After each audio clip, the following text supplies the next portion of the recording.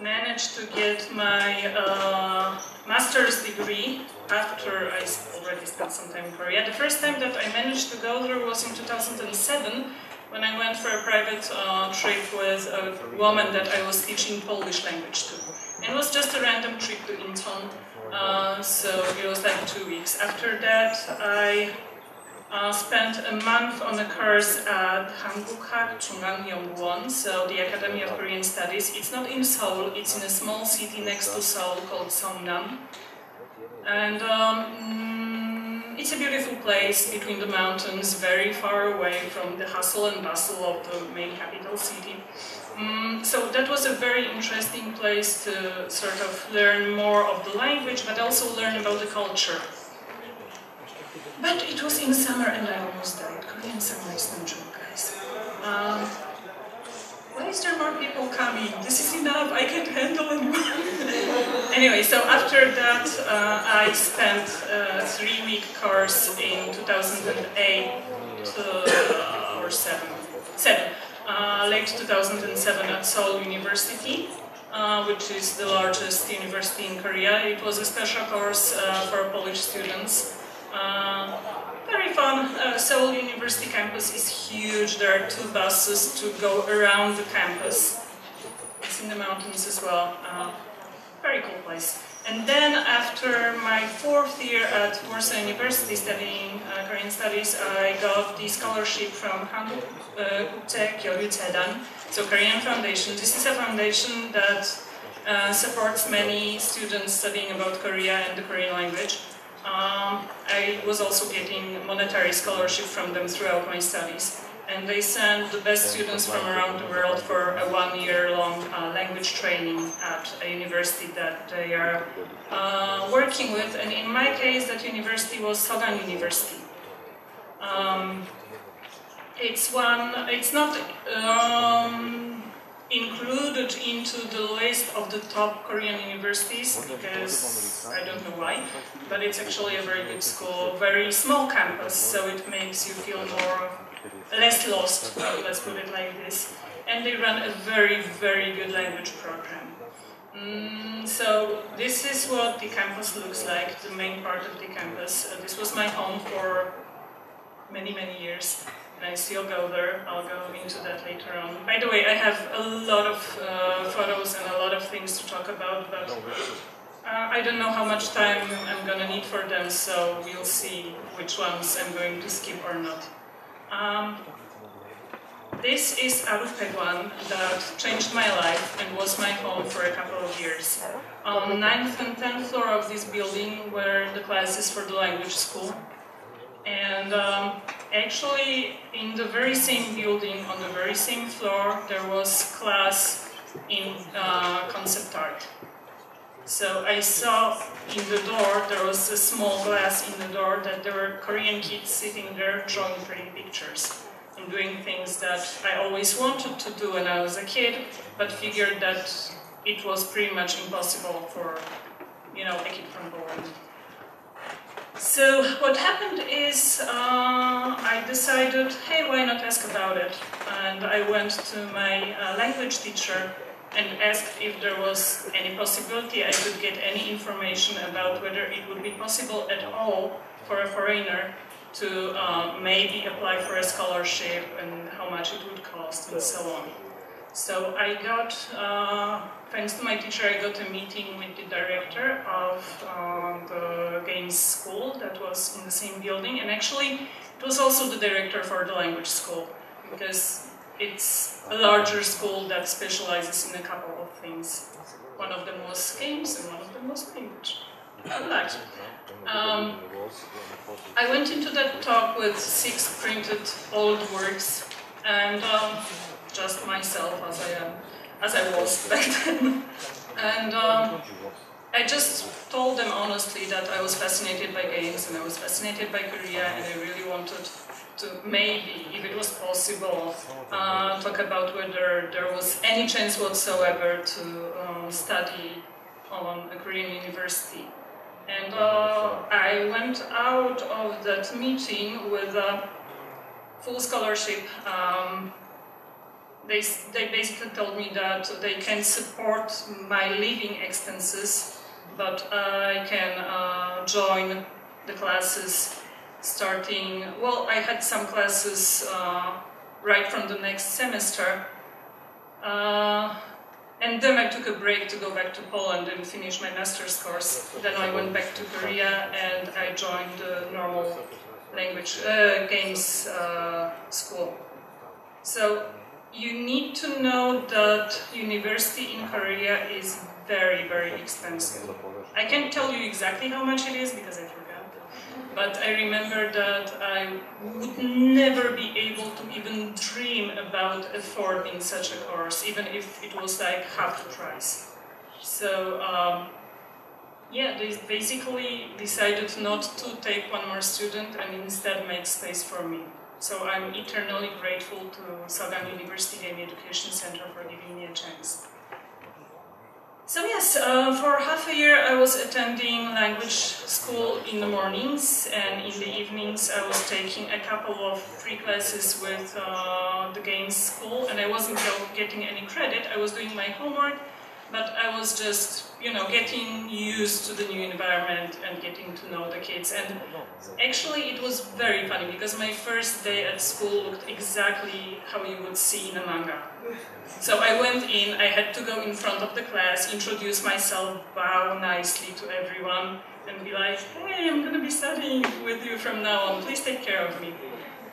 And kids were talking so much, and after a while they caught on that I could understand what they were saying. And one of those kids that were talking weird things about me, like not weird things, but look, foreigner, later became my roommate and my very close friend that I keep in touch with even now. There's going to be a nice photo of her later on. Anyway, so this is how I became a student at Sagan University Game Education Center. And let's see what else I have here. Oh, this is the head of the game graphics department, Kim Buja. She's pretty much my Korean mom. She took great care of me, she gave me her food, she made the decision that I could join the school, and we are still in touch. I visit her whenever I go. She's a wonderful woman. And here is what my times in Korea looked like. And you have to excuse the poor quality of the photo because please realize this was before the smartphones. And I didn't have a camera, so this is all I have. Now you can spend some time trying to find me if you want to, but I think it's pretty easy. When you stop being distracted by that guy in the middle. Yeah, so my time in school in Korea was actually very challenging because there was no handicap for the white girl. I had to keep on top of things in Korean language classes, and no teacher was giving me any layover whatsoever, and my classes included aesthetics, my classes included programming, simple programming, 3D animation courses, as well as, for example, discrete mathematics. And with discrete mathematics it was actually very fun because by that time I was only taking exams and spending my days otherwise, and I'll get to that in a tiny little while. So yeah, first days in Korea, first classes in Korea, first lectures were a lot of headache because you had to think in the different language that you're not that used to all the time. And yeah, it was a bit of a challenge. You also had that problem of being unable to memorize all the names of your classmates because Korean names are very varied among each other. Like the last names are very easy, but the first names are hell. So I was memorizing them one by one, and that was fun. So lo and behold, I was a student at my school, very happy, very accomplished. I had some problems in a way that it was very hard to afford the living in Korea because my family isn't rich and my parents could only support me with the equivalent of maybe $120 every month, which is not a lot when you're living in Seoul. So what happened is, for half a year, I ended up being practically homeless, and I lived in the school lab. And this is the only photo I have of that time. These are my roommates from the school lab. It was basically a big room with a lot of desks and a lot of computers and a small kitchen annex and a bathroom. It was partly underground, so we only had a little tiny sliver of a window on top. And forget about beds, stuff like that. You just slept on the floor, you had a pillow and maybe a little blanket if you were lucky. Sometimes not even that. But Korea has the floor heating, so-called ondol. So in winter, it was perfect. So, yes, half a year of sleeping on the floor with random Korean guys around you, and you have to remember that this being a school lab, we didn't have proper lock, so any student could come in at any time and just, I don't know, use the fridge or whatever, and they would walk over you, so that was fun. There are 4 rooms like that in that building, and our bathroom didn't have the greatest water pressure, so I would go to the next room with the other set of Korean guys just to wash my hair. No makeup, just in t-shirt and shorts, like, hi, I came to wash my hair. Oh, cool, going. Another funny story was, for some time, one of our teachers was using one of those rooms, and his washing machine broke. So he came into our room at 2 or 3 a.m. to do his laundry, and he's walking over me, and I woke up, and he's like, "Oh, Lena, you're not sleeping. Show me what you did for the project." So it's 2 or 3 a.m. I should not sorry about the French. And I get off the floor, I turn on my computer, and show what I did for the project. So life in Korea, not a joke. But of course, when a normal person goes to Korea, they don't go all gung-ho, so you probably won't get this kind of an experience. For you, it was very fun. I was young and I had strength and I could do that. But yes, this was one of my periods there. After that, where should I start this story? Because there is a chronological order and I don't want to mess it up. It was a while ago. I'm an old lady now. Yeah, I think it was about that time that I went to prolong my visa to the immigration office. And yeah, imagine you go to the immigration office like any other time just to prolong your visa. And the worker there looks at your documents and they're like, "Oh, I can't prolong your visa." And you're like, "Excuse me, what? You gave me visa before." And they're like, "Yeah, but there was a stamp of the language school there, and this is Games School. And this school, from the administrative point of view, is not a part of the Sogang University, but a different private entity. And it's not a language school. Therefore, Korean government didn't take into consideration a case such as yours, and we cannot give you a visa." What happened? I cried at the immigration office. They remembered me after that. Yeah, she's the one that cried in the office. Yeah, there was a lot of drama, and long story short, I had 2 possible options. One was to get married, and the other one was to get a full-time job. And it's easier to, you know, say goodbye to your boss than say goodbye to your husband. So I went and got a job in Korea. And my first job was fun. I was working in a small medical company as a translator. And that company made equipment to drain liquids from pleural cavity. And if you don't know what a pleural cavity is, I didn't know either, even in Korean or in English. If you have lungs, there is this fleshy sac around it, and if it gets damaged, liquid can gather in it. And you have to make a hole in a very specific place. I know that because I translated the manual for that machinery. And you put a tube into it and it sucks out all the liquid. So, this is what I did in Korea for some time, a couple of months. On the paper I was working full-time, but in reality I was working half-time. Half the time I was spending going to classes and taking exams. My boss was weird. And I'm saying that because he could comment on my looks. Like, he would look at me and be like, "Why are your thighs so thick?" This is a big no-no, especially in the Western world, especially since I was working as a translator and not a hostess. And yeah, I'm not gonna tell you the name of the company. I don't know if it's even still existing, so I'm gonna tell you this story. I got a chance to switch a job, and when I went straight to him to tell him that I was going to quit and go to another company, it turned out that usually you first went to your supervisor, and then the supervisor told the boss. So he was pissed.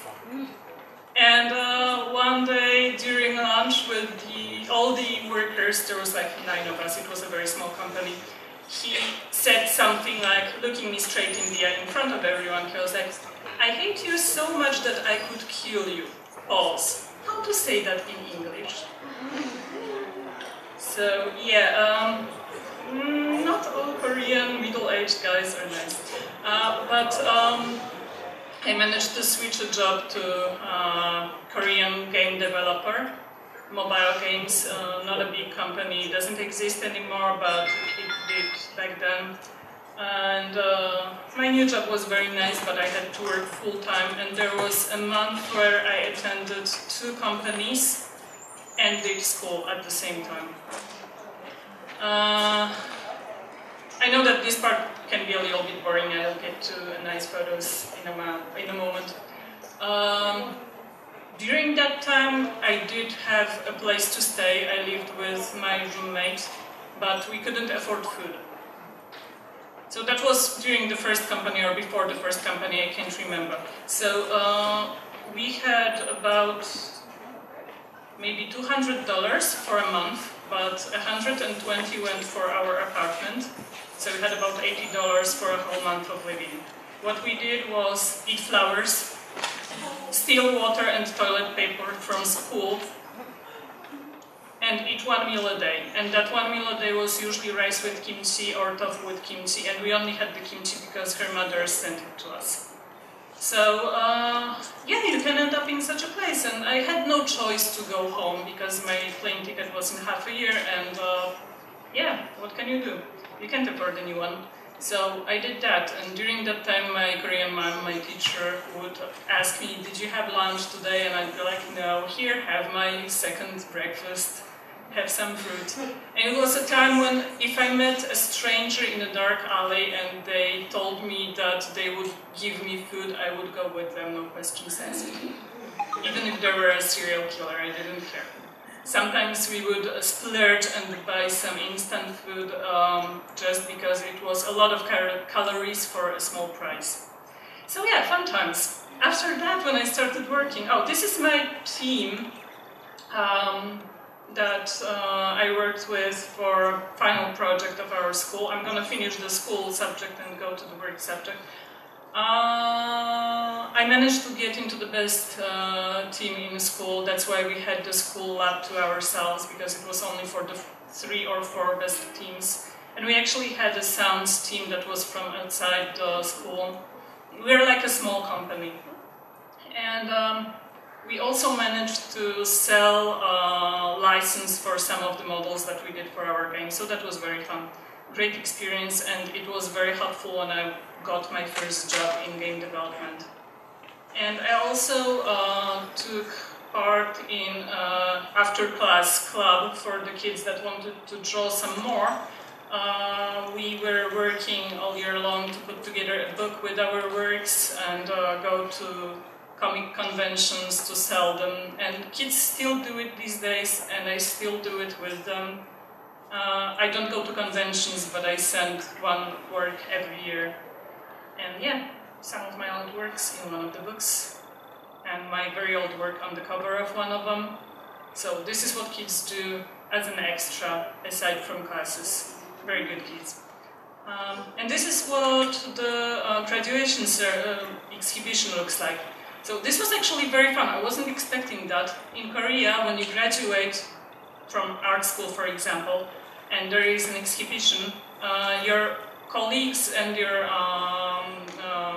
younger and older kids from school will stick sweets and notes and other fun stuff on the wall for you. So after the exhibition ends, you can just take it all and, you know, get fat.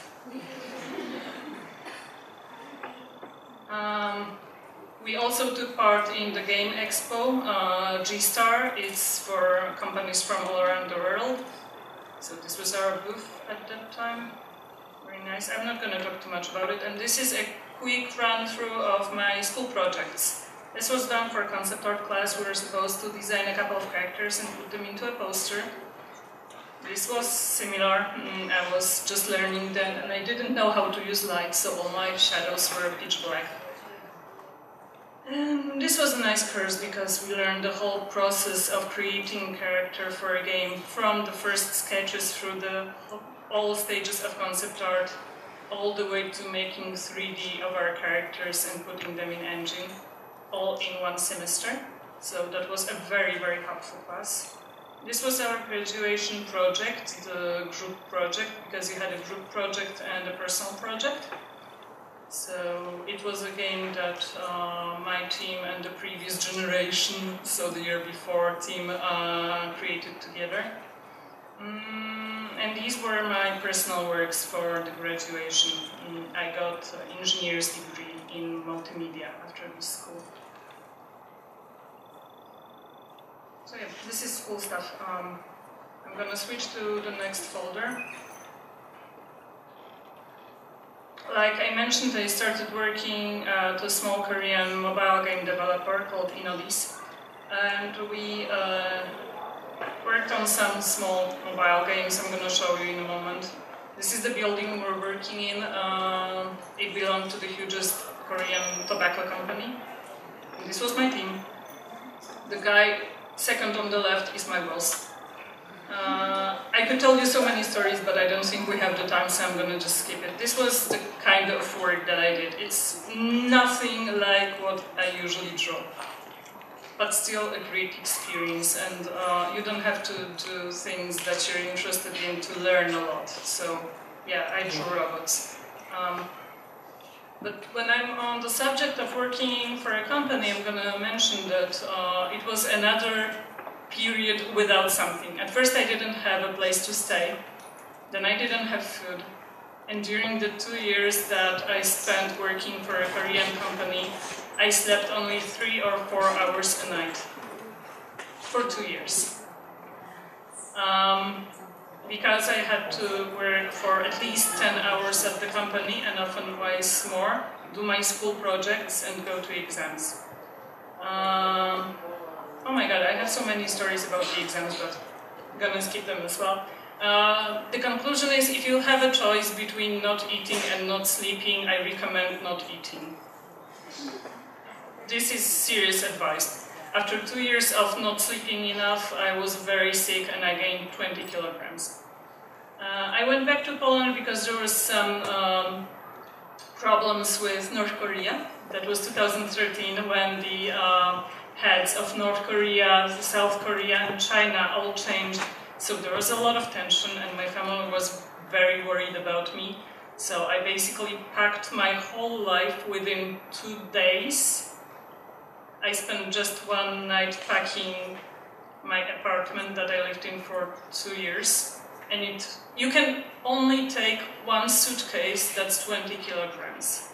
So what that looked like was trashing all my cosmetics, giving all my books to my friends to keep them for me for a year, and throwing away 3/4 of my clothes. So I went back to Poland with 7 t-shirts, 2 pairs of pants, 2 pairs of shoes, some lingerie, and that's pretty much all. So I learned how to not pay attention to material things during that time. After that, I rested for half a year, not looking for a job, just getting to be again in a working conditions and look like a human being. And then I got my first job in game development. So that was my life in Korea during that time, and these days I go every year and visit my school and my friends from work and my friends from other places. This is my Korean mom, as some of you might have recognized. She has my works on her wall, which is very, very sweet. I see her every year. I meet the colleagues that I spent years with. And the second and third guy from the left work for NCSoft, which is the game behind, for example, Terra Online or Ion. So they ended up very nicely. Yeah, we hang out. The guy that's doing the V-sign is working for one of the greatest Korean concept artists, Kim Hyun-tae. You might know him from Magna Carta art. If you're into old school Korean games, he was very well known. And yeah, this is from last year. This is my roommate and my best friend, the girl that I've mentioned. We went to Lotte World during the Halloween event, and yeah, we were zombies. It was fun. Some kids wanted to take a photo with me. I had to explain to them that I'm not a worker there, but we still took the photo. I teach to my Korean kids, the new generations at the club, the ones that want to do a bit more than regular students. And then we go out and have some fun, even though they don't know me. This is the generation that has never seen me. I go there every year and meet new kids, and they're all very welcoming and very, very nice. So, yeah, good experiences in Korea. From other nice things, I don't know if any of you recognize Kim Jong-gi, a great Korean artist that works on enormous pieces of art, very complicated, without any sketch. He's worldwide famous, and I had the pleasure of meeting him. This is his studio. I had the pleasure of meeting him at Trojan Horse Was a Unicorn in Malta, where I just randomly started speaking to him, and he invited me over when I was in Korea to his studio. So this is what a traditional artist studio looks like in Korea. There is a village for artists outside of Seoul in a different city, where you have a lot of studios of various artists, and this is the Super Ani team, very well known and also very sweet. And yeah, I got a picture from Kim Jong-gi himself. Yeah. Alright, so this is the part about me. Now I'm going to spend some time telling you about Korea in general, and this is going to be a couple of advices for when you travel, and some background information when you go, what to expect. So when you arrive at Korea, you arrive at the airport that is in the city of Incheon, and you have a couple of options to go to Seoul itself. If you're going for some reason by taxi, take the orange taxi or gray taxi. Never ever take the black taxi with gold on the side. They're crazy expensive. I've never taken one, but I've heard stories. You can lose your left kidney if you go from the airport to Seoul City by this black taxi. Good advice. You can also take the airport limousine buses. They're very good. They go to many places in Seoul, and they're quite cheap, and you can just sit and relax, put your luggage in the bottom compartment. They are about 15,000 won. That's around maybe $15? I'm not sure. I'm very bad at calculating the prices. These are what normal buses in Korea looks like, and there are like 3 or 4 colors. There is a system to that, but I never got into it. Still quite good, but remember to always get on by the first door, because this is where you swipe your traveling card or pay for the ticket, and the second door is for the people getting off. And if you're getting off, also swipe your card, because the cards in Korea, the traveling cards, work for distance, not time. And it's the same in subway, and it's the same in the buses. So you have to swipe your card when you're getting onto the transport and when you're getting off the transport. Otherwise, they're gonna count it as if you went to the furthest place available. It's not a lot of money, but still you don't want to lose it. This is what subway lines look like in Seoul. Subway is amazing in Korea and you can get anywhere by subway. If you get lost in Seoul, ask for the nearest subway station and you're gonna find your way around. There are 9 main lines, but together with the extra lines and the ones that go outside of the city, there are about 21 lines of subway in Seoul alone. Very convenient, and there is also a subway line that goes to the airport. So this is the cheapest option. It's like 1/3 of the price of the bus. However, you have to carry your luggage around, right? So it's a little bit less convenient, but still very convenient. This is what a subway station looks like, and as you can see, you have those sliding doors. It's very popular in Asia now because people used to commit suicide in subway a lot. So now subway comes and stops, and then the sliding doors open. That's how they battle the suicides in the subway. But it's also very good because you know which part of the subway stops where, and you can get in line. And it's very useful, especially on Fridays at 6 p.m. when there is 1,000 of millions of people waiting for the train. So it's good to know where your line is. And that's some basic info about the transport. Now, food. If you're going for studies, the easiest way is to use the school cafeteria. It's also the cheapest. I don't have any photos from school cafeterias. But if you want to go somewhere else, the best place to go alone is Kimbap Cheongguk. There's a lot of places that look like this. Kimbap Cheongguk means kimbap heaven. And they're relatively cheap. You can go alone and nobody will stare weirdly at you, because in Korea you have this culture of eating together with other people. The only problem is, it's better if you know Korean, because this is the menu. You have some photos of some food on the walls, so you can just point, but yeah, it's good to know the alphabet at least. But it's very cheap and very delicious most of the time. I ate there a lot of times, and I still do when I go alone. This is what kimbap looks like. It looks like sushi, but it's bigger. The ratio of the veggies and the rice is slightly different, so it tastes differently.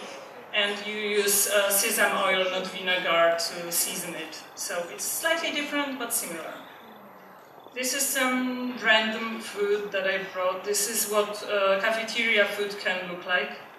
And Korean cuisine has this typical thing where you have a lot of side dishes. Usually at least 3 of them. And yeah, very good. 50,000 types of kimchi. Because kimchi is not just one type, in case you didn't know. There's a lot of them made from different things. And I personally love kaktogi, which looks like small cubes, orange ones, and they're made of radish. Delicious. This is what a typical middle-level eating place looks like. So this is a step above Kimbap Cheongguk, but still not anything fancy. You also have buffets and places like that. Yeah, this is, yes, hot pot. This is shabu shabu with a ton of delicious meat. Sorry, you vegetarians.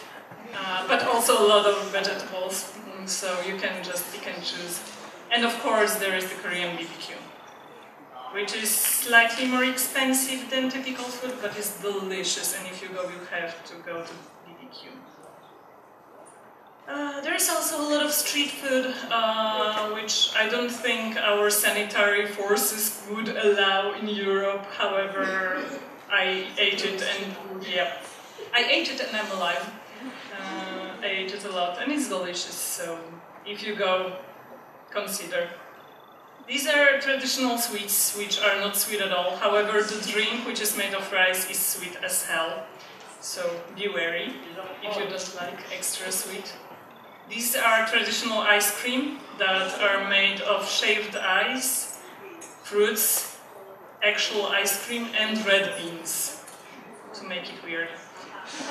They're amazing in summer. So this is the traditional version. And you mix it, it looks very pretty, then you mix it, it looks like sludge, but it's delicious. And some matcha stuff. Matcha is very popular in Korea as well as Japan, so you can always go to Osolok tea house and just enjoy and get fat. And that's a quick run through the food. I'll go over sightseeing very fast. I'll just show you what you can see. So of course there are palaces. I'm just gonna go fast through them. Some photos are kind of dark because I don't always have the perfect weather. Palaces are beautiful and inside the city, so you have that nice mixture of traditional and modern. I recommend going to Korea in autumn, especially October. These days I only go in October. Best weather, beautiful, clear skies, nice temperatures, like our late summer. And no sandstorm as there is in spring. There we go. So yeah, palaces. And of course a little bit of the city. That was General Lee Sun-shin, one of Korean great heroes. You have districts of the city where you can see old stylized houses right next to the new ones. And you can see people wearing hanbok, and like half of them are foreigners because you can rent hanbok for a couple of hours and just take photos and be cute. This is one of the traditional streets where you can buy various stuff, and it looks like this at night, so very pretty.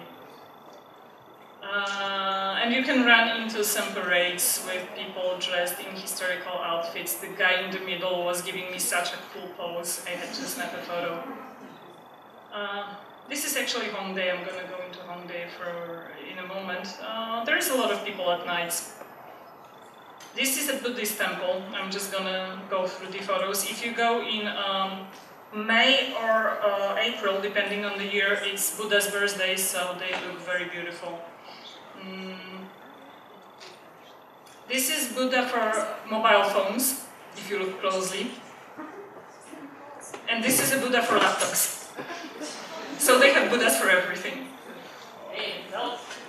This is a stream that was made in 2000 something. I don't remember. There used to be a huge street and a very old stream underneath. And they took apart the street within a year. Went through all the archaeological findings, and Korean families went out to plant the plants, the trees and flowers around the stream. And again, if you go during Buddha's birthday, you can count on beautiful lampions. And this is how it looks like at night. It has a couple of kilometers, so you can walk and walk and walk and not get bored. It's a very nice green enclave if you want to run away from the hustle and bustle of the city. This is the Korean equivalent of Tokyo Tower, so the N Tower on Namsan Mountain. And this is the tallest building in South Korea. It was opened like 2 years ago. It's called Lotte Tower, and it's over half a kilometer tall. It's currently, I think, 6th tallest building in the world. The escalator reaches floor number 121 within 1 minute. This is the fastest elevator in the entire world. And this is what the city view looks like from the viewing floor. Oh, yeah. It's not that bad. It's not that bad. You can feel it that bad. There are also those places where you can pray to God, if you believe it, because they feel scary. And right next to it is Lotte World, which is like Disneyland but Korean. There are malls, and there is one mall called Coex, and you have a huge library in the middle of it. So if you're waiting for someone, we can just grab a book, sit down, okay, thank you, and read a little bit. This is what it looked like during Christmas. And of course you have those very new building districts. And the NC South building, because I love that place. And yes, this is for sightseeing. Now I'm gonna go really fast through Hongdae. Hongdae is, Hongik University is the art university in Korea, and it's known because there is a lot of attractions for young people around. So we have a lot of shopping, a lot of clubs, some street performers as well as dancing groups, and there is a lot of them, one by the other, by the other, by the other, all doing covers for the well-known K-pop bands, choreos. Very fun, very amusing, and you can run into some K-pop bands by random. This is VAV. I ran into them 2 years ago. Yeah, and there are arcades. I have to speed up. And there are art schools that prepare you for the entrance exams at Hongdae, so they just exhibit their works. So very nice, very trendy and very artsy place. And you can see some street cats around. You can feed them if you have some snacks. Alright, so this was Hongdae. Now you have a lot of pet cafes in Seoul, and of course you have the cat cafes. This is the one that I used to frequent when I was working just to relax. Yeah. So cat cafes, dog cafes, but also raccoon cafes.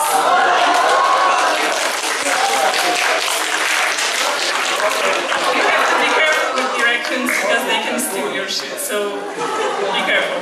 There's sheep cafes as well, but I don't have a photo from there. It's worth going and looking for those places. I have a couple of photos from conventions in Korea, so this is Seoul Comic World. It takes part every 1 or 2 months. And it's like here, but on a different scale. So you have a lot of cosplayers, you have the artist alley, and the artist alley is like 2 huge rooms filled with artists, so it takes forever to go through them.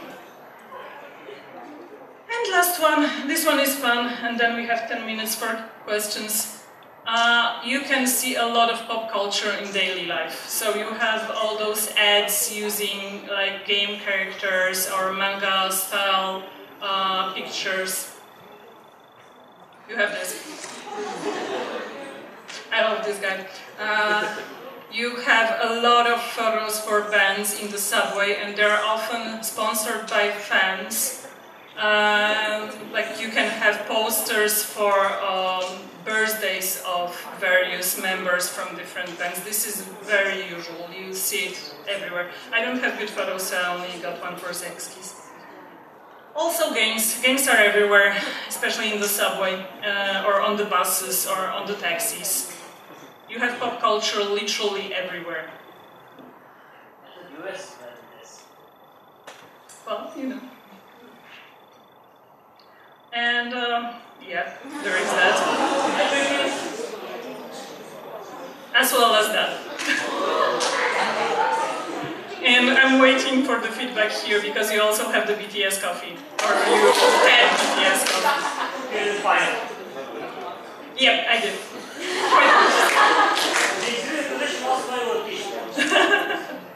It was in one of the huge malls. I think it's over now, they don't sell it anymore, but I was lucky. So yeah, this is it for the photos. I hope you weren't bored. We have 10 minutes for questions. Go. Number 1. I saw you first, like, okay. How much time do we have for the questions? 10 minutes. Hi. Hi. Hi. I just wanted to ask, like, in those tough times with no food or no sleep or no bed, have you ever thought about giving up, and what did you do to battle that sinking feeling? I already feel like I answered that question, but I'm gonna say it again. I didn't have a plane back home, the ticket for the plane back home, so I had no choice. I had to survive. I think if I knew what I was getting into when I was going there, I might not have made the decision, but I did, and here I am. Sometimes it's worth to take the risk. Yeah, okay, thank you very much. Thank you. Okay, we have a lot of you. Let's go fast. I'm gonna answer as fast as possible. Hi. I have a more practical question, yes. Actually. One is about prices, because that's what I'm curious about. Can you maybe compare it to something else? You said you don't really remember them. Can you maybe compare it to something? This is a difficult one because switching. You don't remember. Yeah. Okay. I'm gonna answer it in a slightly roundabout way. You know. I'm gonna gonna answer like that. During the language course, I was getting a scholarship from Korea Foundation, and it was 900,000 won per month. So that's about $900, I believe, and that was enough to live there without going hungry, but also without spending money on the crazy stuff. So treat that as like enough level. Okay, good enough. Thank you. Thank you. Wait, there's a guy in the glasses who has been skipped 2 times already.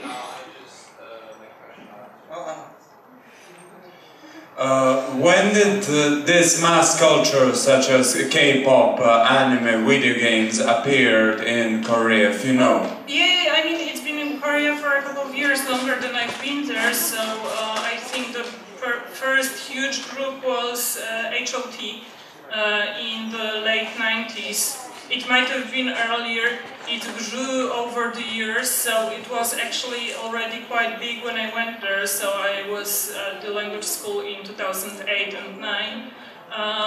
It was the times of the rise of Big Bang, for example, but the time that the Hallyu, so the Korean wave, reached different countries differs for every place in the world. I hope this is enough. So it's after a few years after the democratization? Yes, I would say so. However, the Korean pop culture business, like the K-pop thing, is actually at first was sponsored by the government. So Korean government invested money to make Korean culture reach a wider audience, and I think that was a great way to exert soft power. Okay, who is it now? Okay. Are normal Korean people really depressed, usually, or no? Is there a lot of people depressed in Korea? Yes. I mean, the suicide rate is quite high. However, well, you know, it depends who you ask, right? My classmates and my workmates, they had their own hard moments, especially if they didn't have rich parents. But you don't really feel the depression when you interact with people. So I don't know, I don't have any scientific information on that. Like everywhere, people have their problems. Thank you. One question for me. Means something. I was a bit flustered today. What was the first advice that you would give anyone who visits Korea for the first time? Like, this is the first couple of things that you need to know.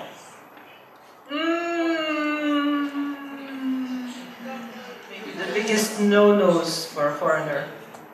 Oh God, okay. This is difficult for me because I learned a lot of Korean culture before I went there. Use the subway, it's the easiest. I'm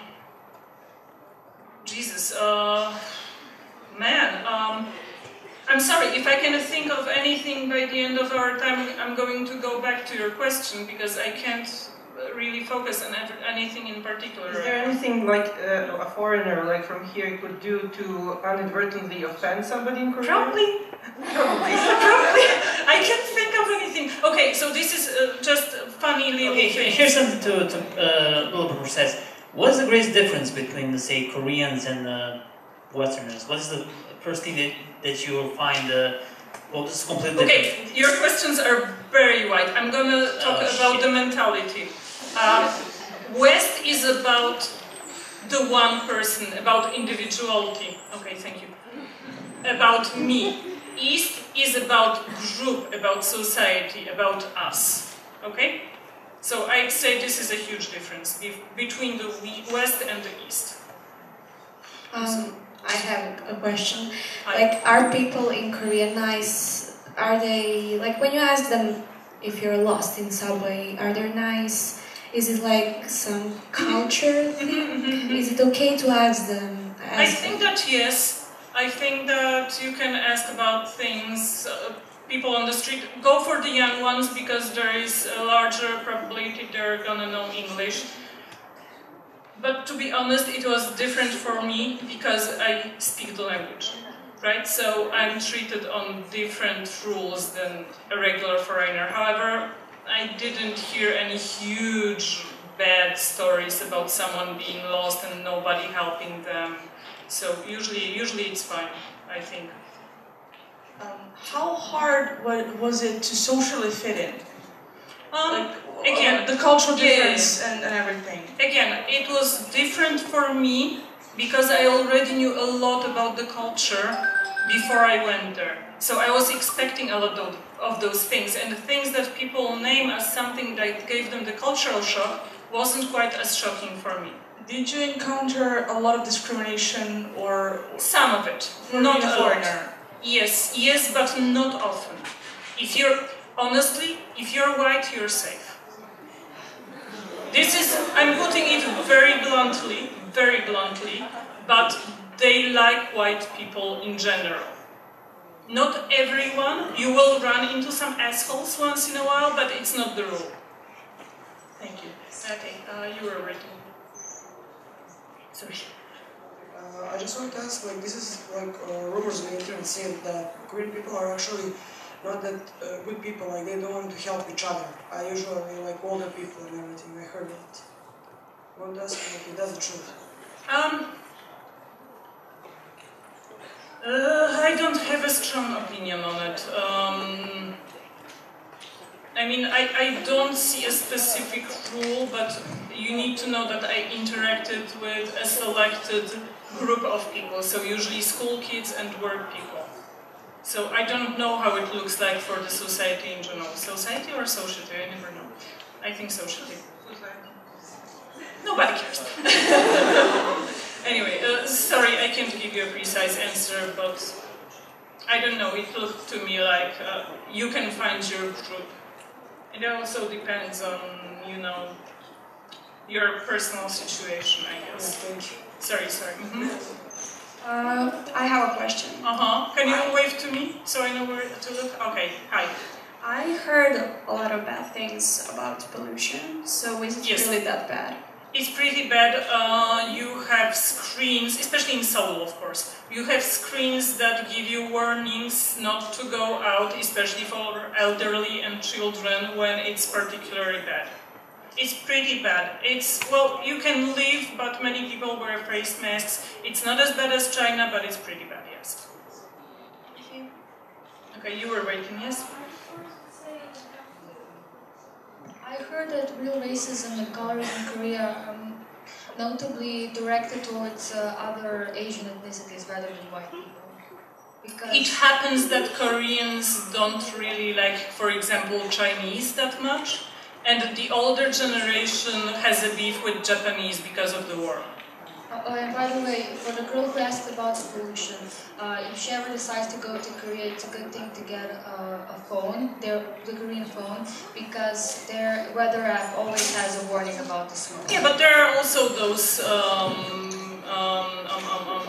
informations near the largest crossings for summer. But that's a good point. Thank you. Thank you. All right. Anyone else? We have 1 minute. Last question. Oh, Jesus. There's 3 of you. Okay, fast. You have... what's your favorite video game? Favorite what? Video game. Video game? Fuck! Guys! Sorry. This is being recorded. I'm sorry about that. There is too many to name, but I love MMORPGs in general. This is a personal preference, but also a lot of other games. My favorite game is the one I'm working on right now that I can't tell you anything about. Alright, one more person. And there was one more. Okay, you first. Sorry, I'll get to right after her. Thank you. Hi. So you said you were pretty prepared when you went there. Yes. But can you name one biggest culture shock that you experienced when you first went to Korea? This is not as much a culture shock as something I think interesting that just comes to mind first. When I got my medical insurance, my company put my Korean name in the system, and my Korean name is pretty much made up. So when I went to the doctor, it showed my Korean name, even though it's completely made up. In Poland, I don't think that would be possible.